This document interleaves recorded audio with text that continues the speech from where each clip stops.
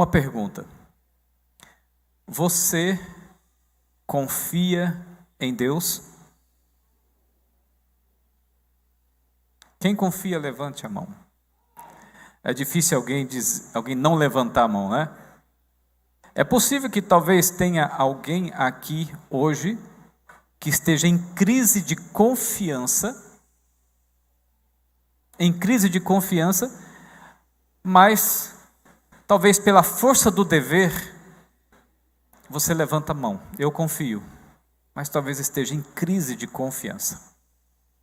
Amigos, falar em confiança em Deus é muito fácil, mas experimentar a confiança em Deus é difícil. E vocês vão entender por quê.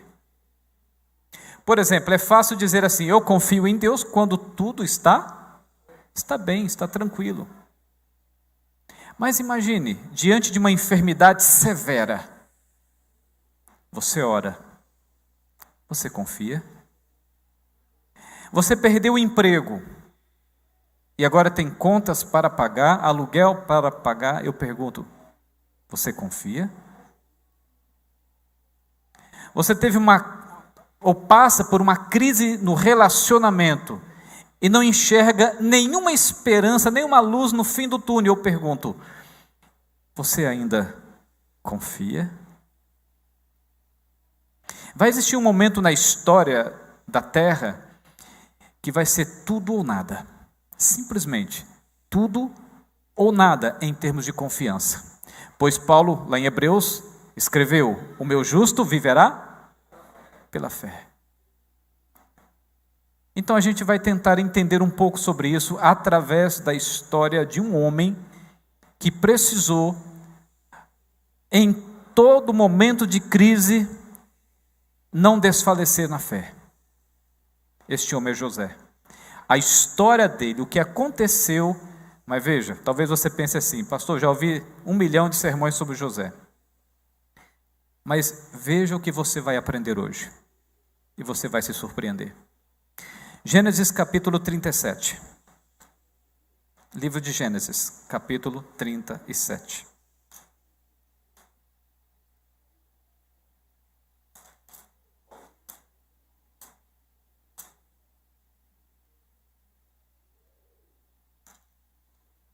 Inclusive, eu estou escrevendo um outro livrinho sobre o que vocês vão ouvir hoje. No mesmo formato deste aí de Esther. Então você já vai saber o que o conteúdo vai dizer. No capítulo 37 do livro de Gênesis, eu creio que, se não todos, mas a maioria, conhecem a história de José. Correto? Ok. Então eu não vou precisar ler todos os capítulos aqui que falam da história de José, porque você já conhece. Então, por exemplo, mas alguns versos a gente precisa ressaltar. Por exemplo, no versículo 5, diz assim: teve José um quê? E relatou a seus irmãos. Por isso o quê? Odiaram por causa do quê? Por causa do sonho. Você se lembra qual foi o sonho que José teve e que despertou a ira, o ódio dos irmãos? Foram duas cenas que apareceram. Quais foram? José está no verso 7. Atávamos feixes no campo, e eis que o meu feixe se levantou e ficou em pé, e os vossos feixes o rodeavam e se inclinavam perante o meu. Aí o verso 8 vai dizer assim: então lhe disseram seus irmãos: espera aí, meu filho. Ei, mano, reinarás com efeito sobre nós, é isso? Quer dizer que você vai se tornar rei sobre nós, governante sobre nós? Significa que nós vamos ter que nos inclinar diante de você? Você está de brincadeira. Depois o verso 9 vai falar sobre o sol a lua e 11 estrelas que se inclinavam perante José. Até o pai de José, Jacó, achou estranho e chamou a atenção de José. Bom, a partir do verso 11, a narrativa pega um rumo bem curioso. Os irmãos de José vão para Siquém. De repente, então, o pai chama José e diz o quê? Vá atrás de seus irmãos. E José então obedece e vai em direção aos irmãos, em Siquém. Ele fica meio que perdido, alguém mostra a direção onde os irmãos estavam, e ele chega lá. E quando ele chega, ali no verso 20, o verso 18 em diante, de longe o viram, os irmãos avistaram e encontraram José à vista. De longe o viram, e antes que chegasse, conspiraram contra ele para fazer o quê? Para o matar. E dizia um ao outro: vem lá o tal sonhador. Vinde, pois, agora, vamos matá-lo e vamos lançá-lo numa das cisternas. E diremos: um animal selvagem o comeu. Aí o verso termina assim. Esse verso é importante, essa frase é muito importante. E vejamos, em que lhe darão os seus sonhos. Aqui começa o segredo, a cereja do bolo. No verso 21 diz assim: mas Rúben, ouvindo isso, livrou-o das mãos deles e disse: não lhes tiremos a vida. Aí o verso 22 vai dizer que ele sugeriu que lançasse ele numa cisterna. Pergunta. Olha aqui para mim.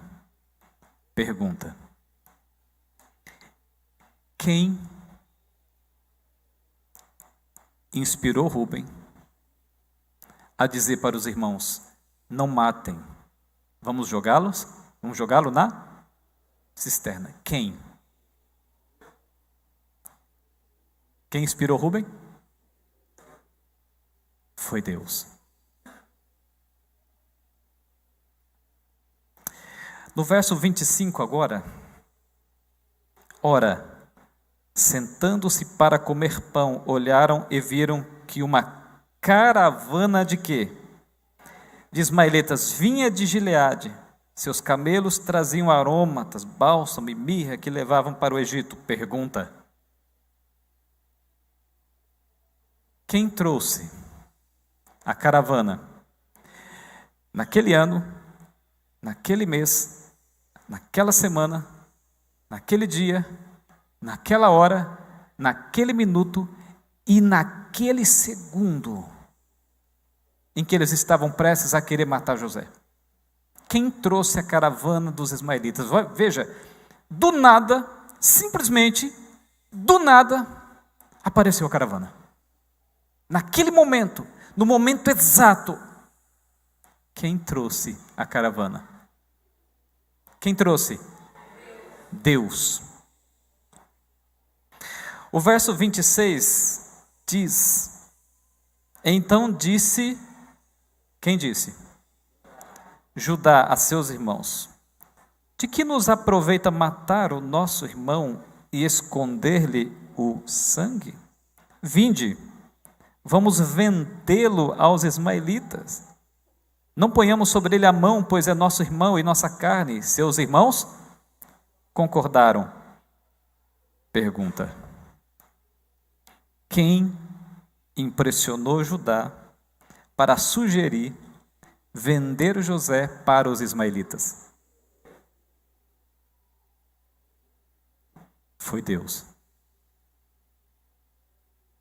Foi Deus, amigos. O verso 28 diz assim: e passando os mercadores midianitas, os irmãos de José o alçaram e o tiraram da cisterna e o venderam por 20 siclos de prata aos ismaelitas. Estes levaram José para onde? Pergunta. Quem levou José para o Egito? Mas, pastor, foi Deus que fez com que ele fosse vendido como escravo e levado como escravo para o Egito? Foi ou não foi? Foi ou não foi? Foi. Mas como pode Deus levar José como escravo, vender José como escravo? Foi Deus quem providenciou. Amigos, deixa eu fazer uma pergunta para vocês. O que é menos ruim? Ser assassinado e jogado numa cisterna? Ou ser levado como escravo para o Egito? O que você escolheria? Ser cruelmente assassinado pela própria família? Ou ser vendido como escravo e ser levado para o Egito? O que é menos ruim? Era Deus.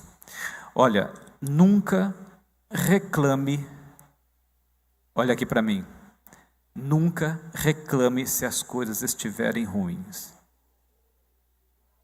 Porque o que você não sabe é que se não fosse por Deus, seria muito pior.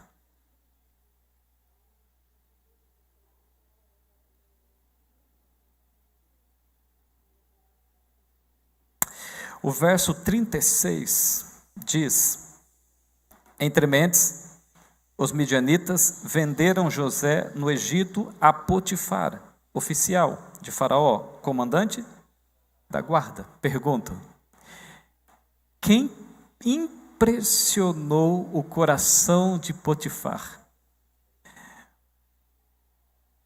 Porque eram muitos escravos que estavam ali, eram vários escravos. Mas Potifar, contemplando um a um, ele bateu o olho em José e disse: é esse. Pergunto: quem impressionou o coração do Potifar para comprar José? Quem foi? Deus. Foi Deus. Você pula agora o capítulo 38. Há uma pausa aqui na história.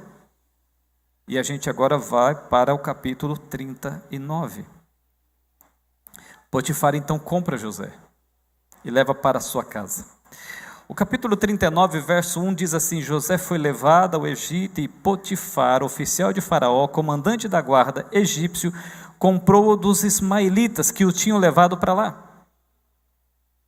Aí o verso 2 vai dizer uma coisa que vai se repetir 3 vezes em todo o capítulo 39. E se você está com dúvida sobre a direção de Deus na aparente hostilidade da vida de José, talvez isso lhe ajude a acreditar. O verso 2 diz assim: o Senhor era com José. Então olha que curioso. José foi vendido como escravo para o Egito, vírgula, mas o Senhor era com José. Depois, lá no verso 21, o Senhor, porém, era com José. Sabe por quê?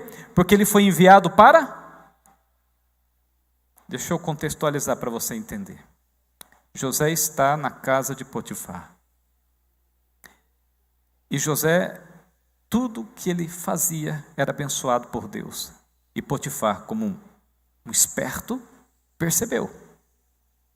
E ao se aperceber, ele então colocou José como governante, mordomo da casa e dos bens, das propriedades. Mas a Bíblia diz que José era muito bonito. José era muito belo. Talvez 2 metros de altura e olhos azuis igual eu. Inclusive a Bíblia vai citar apenas 3 homens com tal beleza. E só não tem o 4º porque eu não existia naquela época. José, Absalão e Saul. Então, a mulher do chefe, agora a mulher do chefe, ela bate o olho em José.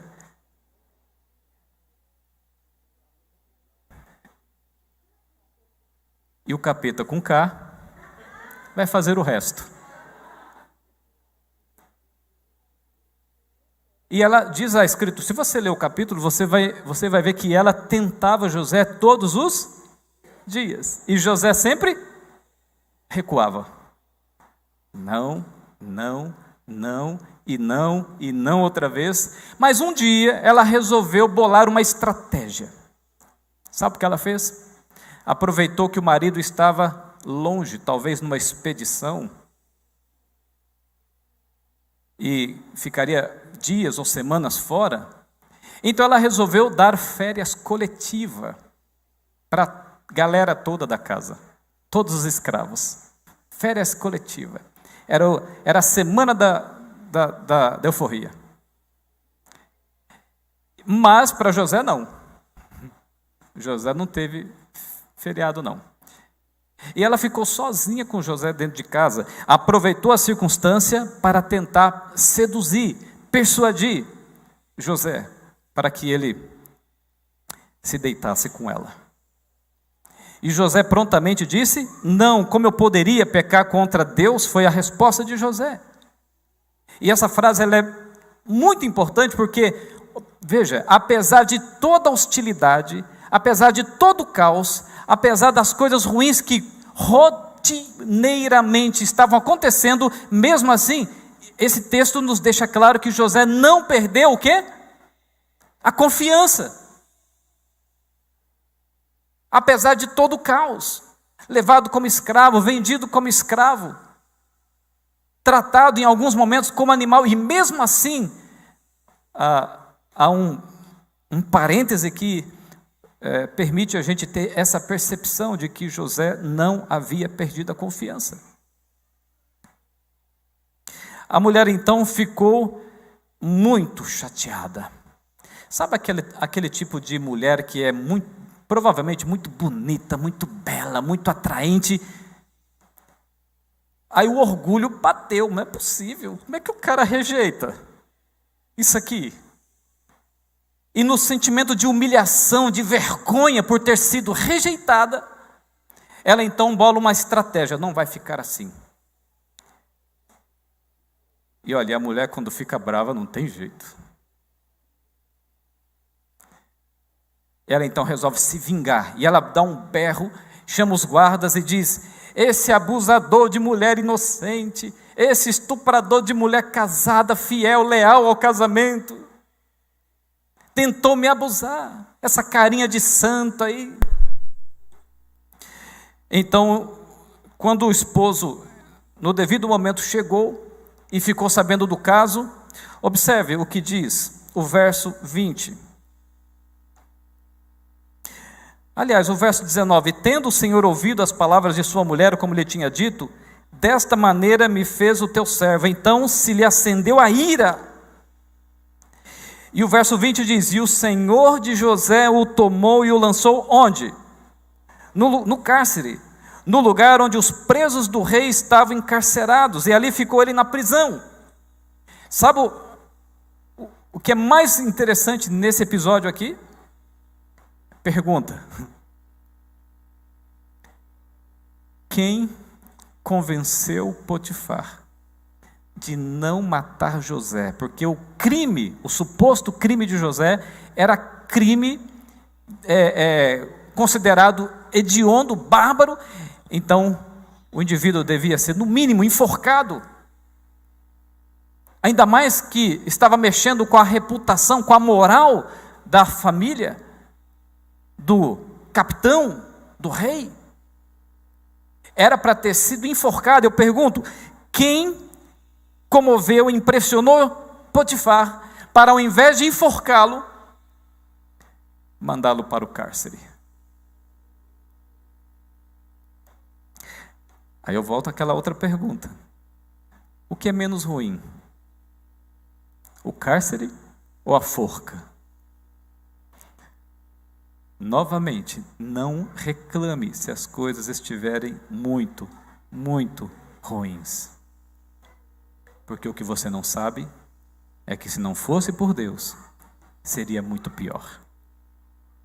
Mas aí, como eu disse, no capítulo aparece a expressão, o Senhor era com José 3 vezes. A primeira vez ali no versículo 1 e 2, quando José é vendido como escravo para o Egito, vírgula, mas o Senhor era com José. Aí depois no verso 21, o Senhor porém era com José, e o contexto é esse: José foi para a prisão, para o cárcere, para o calabouço, vírgula, mas o Senhor era com José. De repente, o carcereiro, ele faz uma coisa interessante. Ele chega para José e fala assim: José, se vira com essa bandidagem aí, se vira, está nas tuas mãos. Imagina, soltar José no meio dos bandidos, das pessoas que estavam ali escravizadas, vírgula, mas o Senhor era com José. Amigos, isso faz toda a diferença. Sabe por quê? Porque um cárcere vira um paraíso quando Jesus está à frente. Mas sem Cristo, um paraíso vira um cárcere. A questão não é ser preso, não é ser levado como escravo, não é ser vendido como escravo para o Egito. A questão é quem estava com José. O importante não é se José foi levado para o calabouço, o cárcere fedido, gelado. A questão é quem estava lá no cárcere com José. Quem estava? Amigos, por incrível que pareça, foi justamente no cárcere, gelado, fedido, no calabouço, da escuridão do calabouço, que o caráter de José brilhou. É sempre nos momentos mais escuros que a gente consegue enxergar as estrelas mais brilhantes do céu. Mas o Senhor era com José. No capítulo 40, acontece uma coisa inusitada. 2 homens são presos: o copeiro e o padeiro do rei. E lá no cárcere, o verso 5 diz assim: E ambos sonharam, cada um o seu, na mesma noite, cada sonho com sua própria significação. O copeiro, o padeiro do rei do Egito, que se achavam encarcerados, eles ficaram perturbados com o sonho. Pergunto: quem deu o sonho àqueles 2 homens? Deus. Segunda pergunta: quem perturbou-lhes a consciência por causa do sonho? Deus.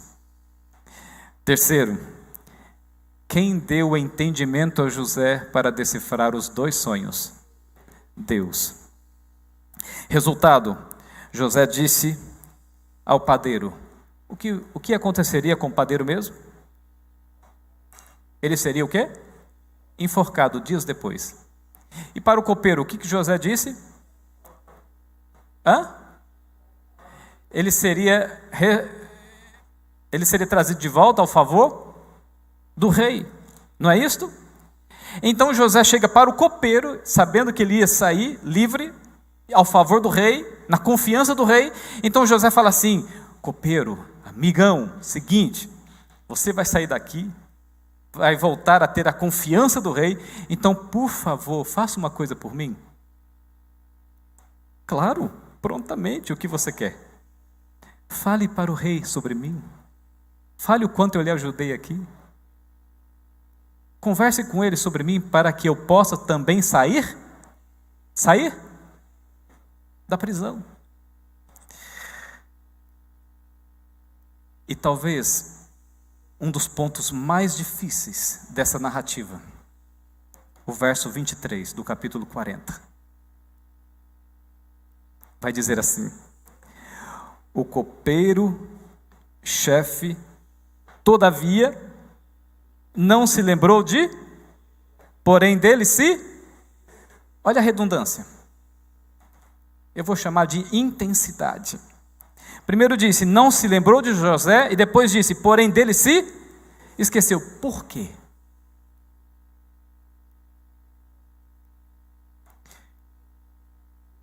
Pergunta: quem fez o copeiro se esquecer de José? Eu estava pregando essa mesma mensagem numa outra igreja adventista e fiz essa pergunta, e alguém lá do fundo bradou em alta voz como de trombeta: agora foi o diabo.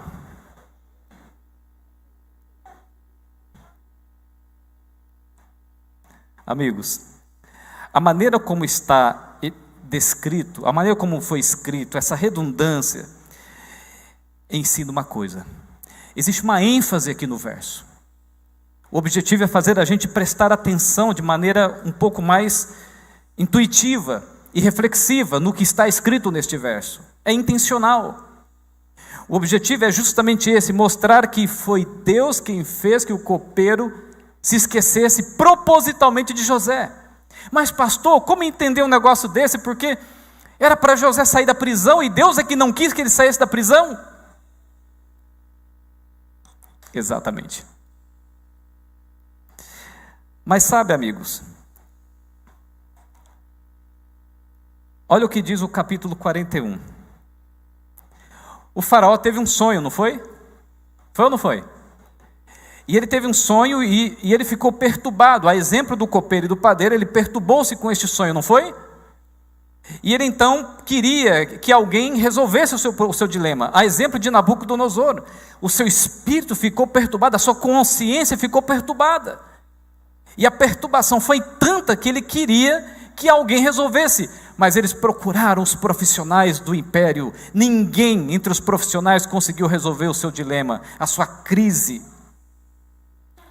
Eles então chamaram os encantadores, os astrólogos, os religiosos do reino. Ninguém pôde resolver, ninguém pôde dar um parecer. De repente, olha o que diz o capítulo 41. Passados, quantos anos mais José ficou na prisão desde que o copeiro esqueceu-se dele? Amigos, quando você faz as suas orações pedindo por livramento,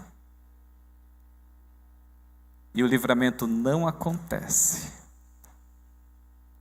saiba que Deus não se esqueceu de você. A escuridão da morte pode durar 3 dias, mas sempre tem o terceiro dia da ressurreição. O verso 41, capítulo 41 do verso 1 diz: passado 2 anos completos. É brincadeira, né? Ainda tem que falar completos, né? Faraó teve o quê? Um sonho. Então vai descrever o sonho. Então ele tenta resolver o problema, tenta encontrar pessoas que possam resolver, e nada, ninguém. De repente, então, quem se lembra de José? Quem se lembra? Você se lembra o que você comeu ontem? Quem se lembra aqui, o que comeu ontem? Tem umas poucas mãos. Então, bem, vocês que levantaram a mão, o que vocês comeram antes de ontem? Levante a mão, sabe? Tudo bem, o que você comeu na semana passada?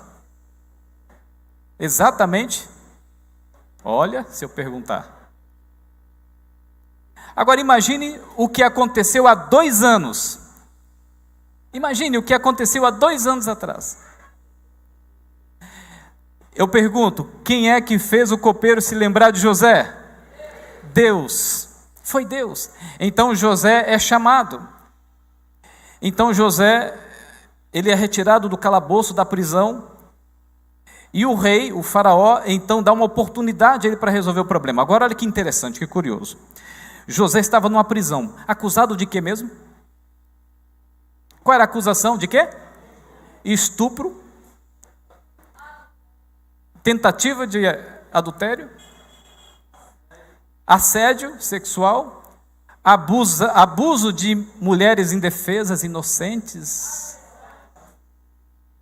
e fiéis.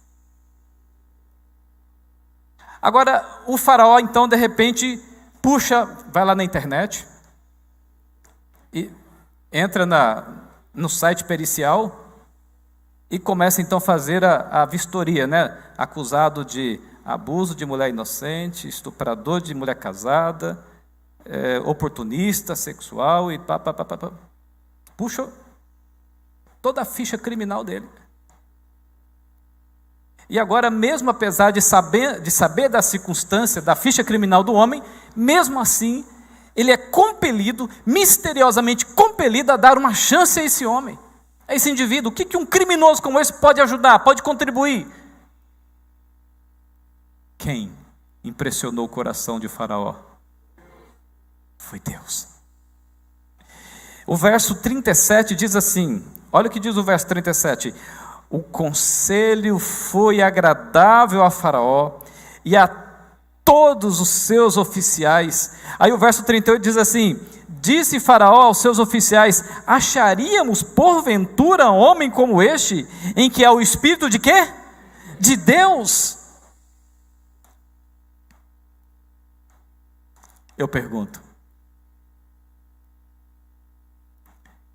quem revelou o sonho para José? E quem colocou José como governador do Egito? Foi Deus. Agora deixa eu chamar a atenção de você para uma coisa. Você se lembra que José estava na prisão e pediu que o copeiro se lembrasse dele, mas o texto diz que o copeiro se esqueceu completamente de José? Ótimo. Agora aqui está a resposta. Por que Deus não queria que José saísse naquele momento? Eu pergunto, José podia sair naquele momento? Podia ou não podia? Podia, naturalmente. José podia sair naquele dia, não para ser o faraó, não para ser o governador do Egito. Ele podia sair, ficar livre, viver a sua vida em liberdade, mas não para ser o governador do Egito. Para ser o governador do Egito tinha um momento certo. Quando Deus às vezes demora para responder orações, como no caso de Lázaro, quando ele demora é porque ele tem algo maior do que uma cura, ele tem uma ressurreição. Quando Deus demora para atender as nossas orações é porque ele tem algo melhor do que você imagina para responder. Mas tem o momento certo. Agora volta aqui no capítulo 37.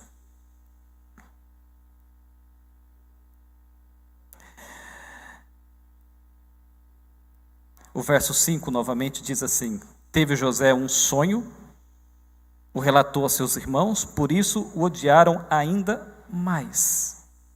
Pois lhes disse: rogo-vos, ouve este sonho que tive.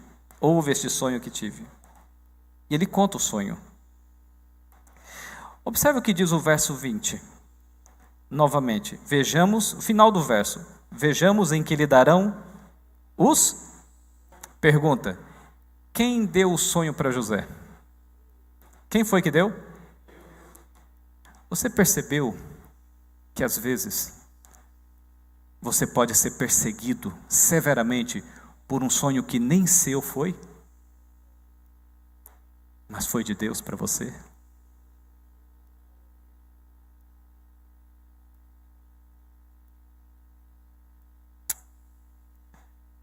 Quem deu o sonho a José foi Deus. E a ira dos irmãos era por causa de um sonho que Deus tinha para José. Mas o que eles não sabiam é que o sonho que Deus deu a José era um sonho não apenas para José, mas para todos os irmãos, e para o pai, e para a mãe, para toda a família. Sabe por quê? Olha o que diz o capítulo 42, verso 6.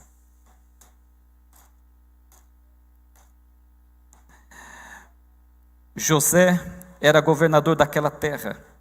Era ele quem vendia a todos os povos da terra. Observe.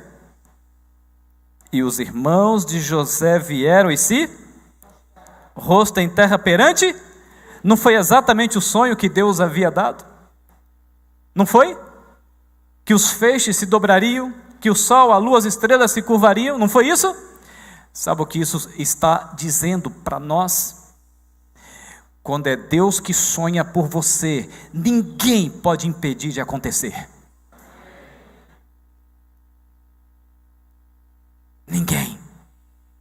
Ninguém. E olha o tanto que Satanás tentou atrapalhar. Olha os inúmeros obstáculos que surgiram durante o percurso da história de José. Mas todos eles contribuíram para quê? Amigos, quando Deus está com você, até as coisas ruins e até as coisas que dão errado contribuem para o seu sucesso. Querem ver isso? Leia Jeremias 10, verso 23. Leia Jeremias 10, verso 23.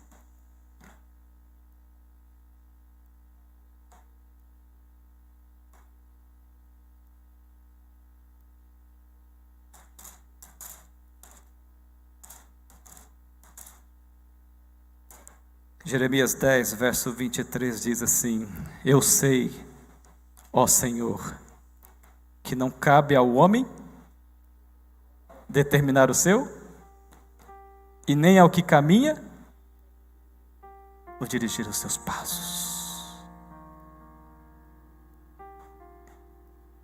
Não cabe a você. Quando você entrega a sua vida nas mãos de Deus, não cabe a você escrever a sua história. É Deus que vai escrever a sua história. Romanos capítulo 8, verso 28, é um texto famoso, clássico. O que diz aí, você que sabe de cor?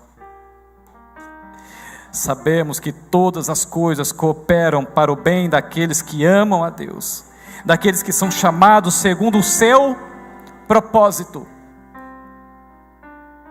A história de José mostra um Deus atuando nos bastidores. Nos bastidores. Amigos, guardem bem o que eu vou dizer. Se Deus e a sua vontade forem prioridades na sua vida, você será prioridade na vida de Deus. E guardem essa também, escreva na capa da sua Bíblia: se nada nesta vida der certo, tudo deu errado, está tudo dando errado. Se nada nesta vida der certo, mas você for para o céu, então, na verdade, tudo deu certo. Tudo. Não duvide. Nunca desconfie.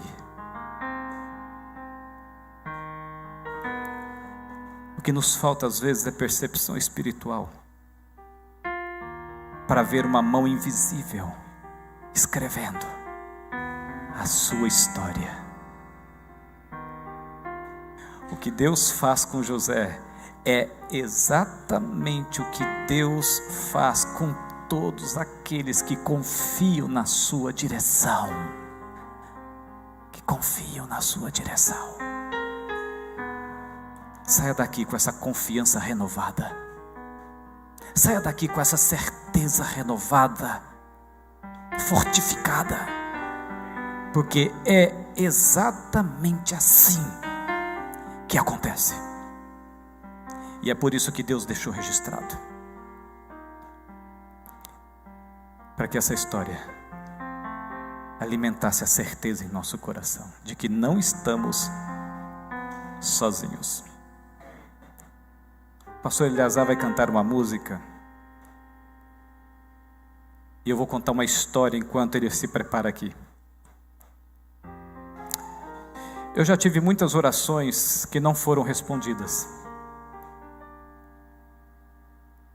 E eu sei que Deus, Ele respondeu ou responderá conforme a sabedoria infinita dEle. Mas eu já tive orações que foram respondidas e eu quero contar uma para vocês.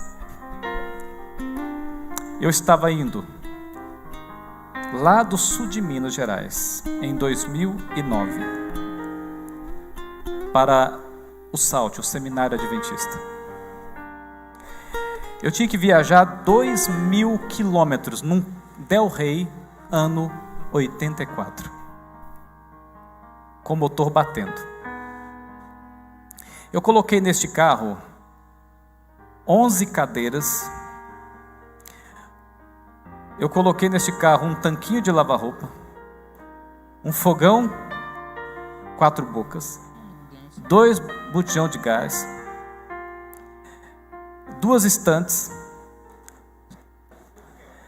uma mesa, sacos grandes de sapato, de roupa, caixas de livro, tudo dentro do Del Rey e em cima.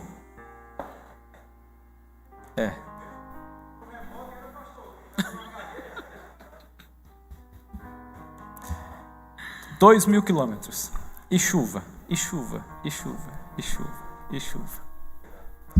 Quando eu andei mais ou menos 800, 900 quilômetros, o carro deu um problema na roda. Eu parei para consertar. Então, o mecânico tirou a roda, resolveu o problema, colocou a roda. Eram 3 parafusos na roda. E ele pegou aquele revólver de pressão e e apertou o negócio com vontade. Saí, peguei a estrada. Chegou a noite, 10 da noite. Eu pensei comigo, vou pegar direto porque eu estava atrasado, já tinha perdido algumas aulas. Deu 10 da noite e muita chuva. Parei. Todo mundo parou, porque era uma chuva muito forte, torrencial. A chuva começou a abrandar, pensei comigo, bora. BR-101, caminhão, muito caminhão. E fui embora. Não era estrada duplicada, era estrada comum, com alguns lugares com acostamento, outros sem acostamento, 10 horas da noite, chovendo, muita chuva, tudo um breu, uma escuridão. De repente, eu indo, e passei num buraco. O pneu estourou. Então, desci, e chovendo, debaixo de chuva, não tinha guarda-chuva. Fui lá no porta-mala, tentando iluminar com a luzinha do celular. Abri o porta-mala, aí tive que tirar caixas de livro, caixas de não sei do que, as peças do armário. Fui tirando, porque o pneu estava embaixo. Olha o sofrimento. Tirei o pneu. Peguei o macaco, peguei a chave e fui lá. Coloquei o macaco.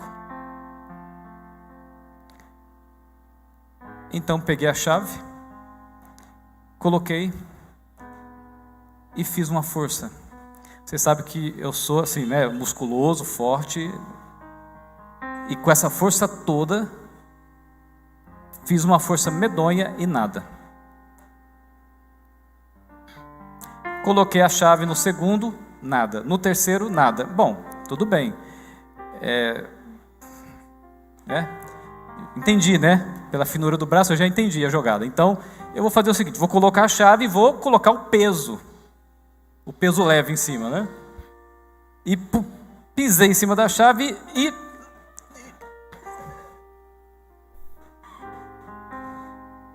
E não, gente, por favor. Tá? Aí eu pulando e nada.